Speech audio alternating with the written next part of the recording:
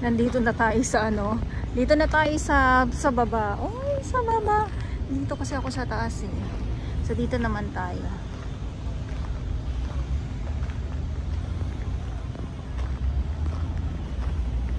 Ito dito wala masyadong mga bulaklak. Parang ano dito sa side na to parang na-stress tong ano ibang halaman. Dito kasi yung entrance.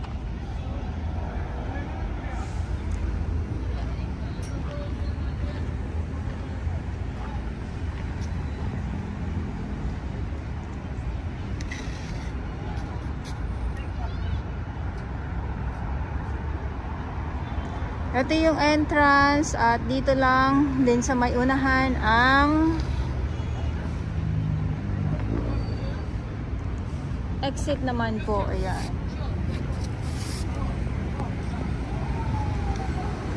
Doon ang exit naman po sa mga hindi po nakakaalam.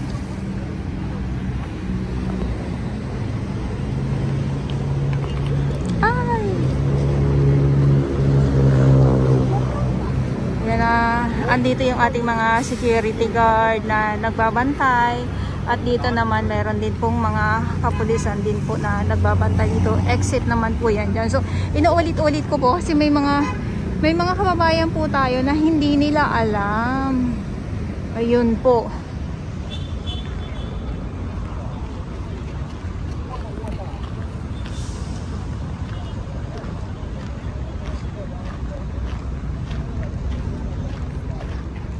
So dito naman, pag lumakad naman po kayo dito sa kabilang side ay kung gusto nyo, pupunta kayo dito sa may yacht club.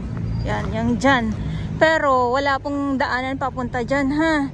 Wala po, kundi dito lang talaga ang exit sa tinuro ko kanina.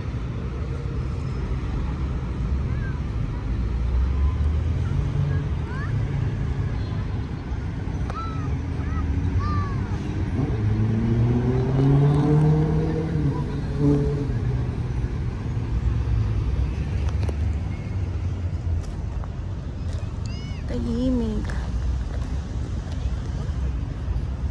Ayan ang ating naku, itong mga papel-papel no, lalo na sa mga ano, sana hindi nila iiwan para hindi maging ano, kalat.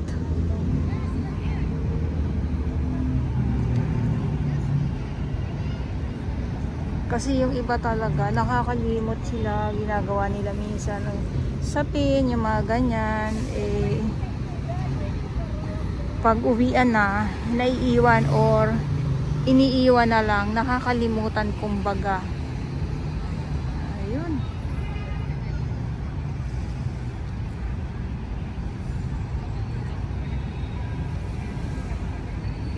Magkaiba na naman ang ano, ang kulay ng kalangitan. May maaliwalas, may makulimlim. Lagi na lang, araw-araw na lang makulimlim.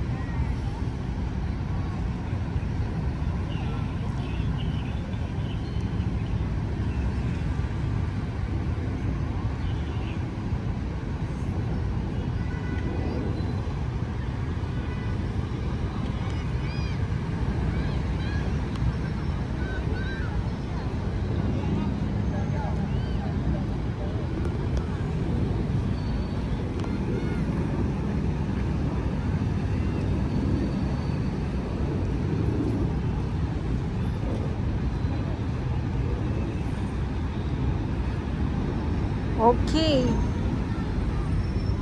Dahil sa mga ganitong nakikita ko, malabo po na magkakaroon ng sunset. Dahil ay madilim po. Siguro sa ibang araw naman po tayo. Pag yung ganyan na naku, wala.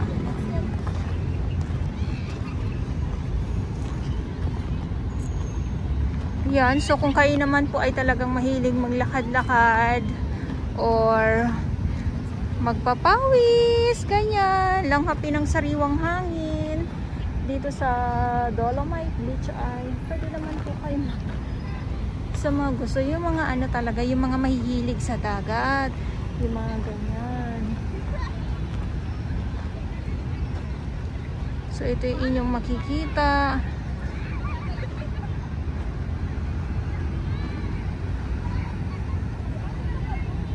Or kung hindi naman, tamang upo-upo lang din naman po kayo habang nagpi-picture.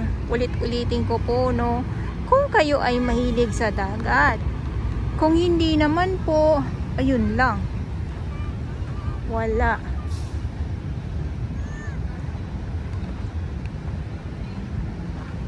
Tignan nyo naman ang kulimlim niya, no. Ang kulimlim na hindi ko mawari. Hindi ko mawari ang panahon.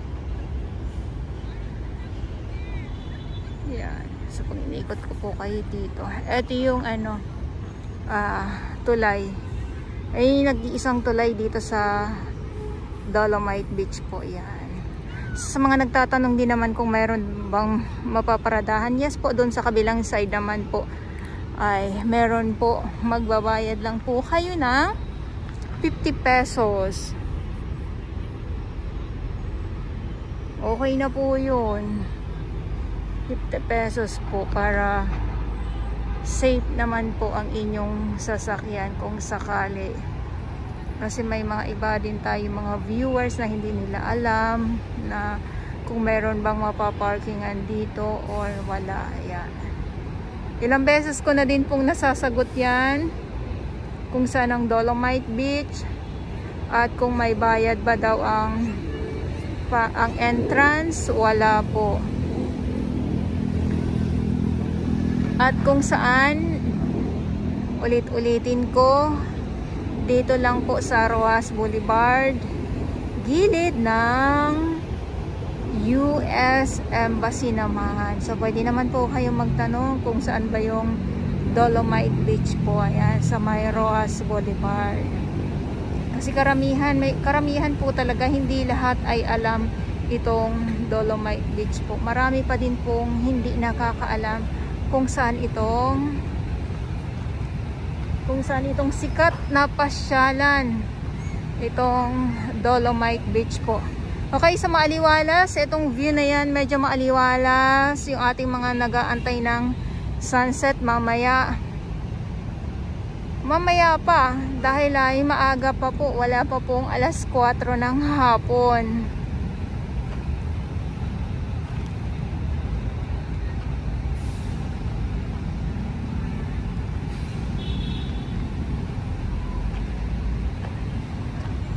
Buti na lang malamig. Medyo malamig yung yung simoy ng hangin. Okay? So maraming salamat po sa inyong lahat. Muli, Manila Bay Dolomite Beach po tayo ngayong araw, Friday, Pilipinas. At sa mga baguhan, yes, welcome sa channel ni Miss Jolaine Dora Vlogs. Mahalin niyo po ako ng buong buo. Yun ay hindi galing sa ilong ng Maisingaw, Garasbuan. At ngayon ay January 10, 2025.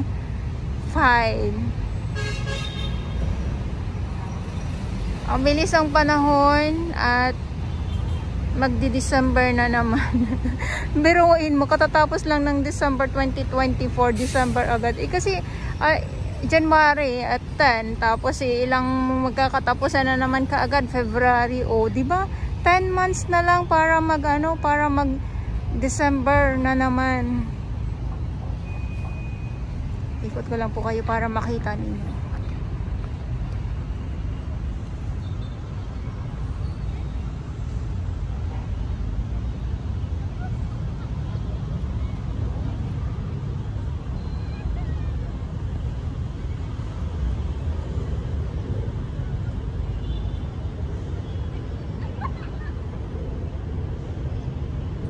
Dito sa may mga bato na yan, kaya may harang po yan.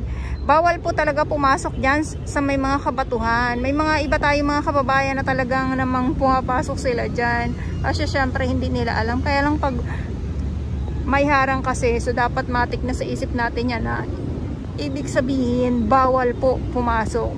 Kaya minsan yung ating mga nagbabantay dito ng mga security guard ay talaga namang pumipito ka agad, or kung hindi naman gumagamit ka agad ng megaphone para naman ay marinig ka agad. So yun lang, ang dami ko na namang kwento sa inyong lahat. Maraming salamat po!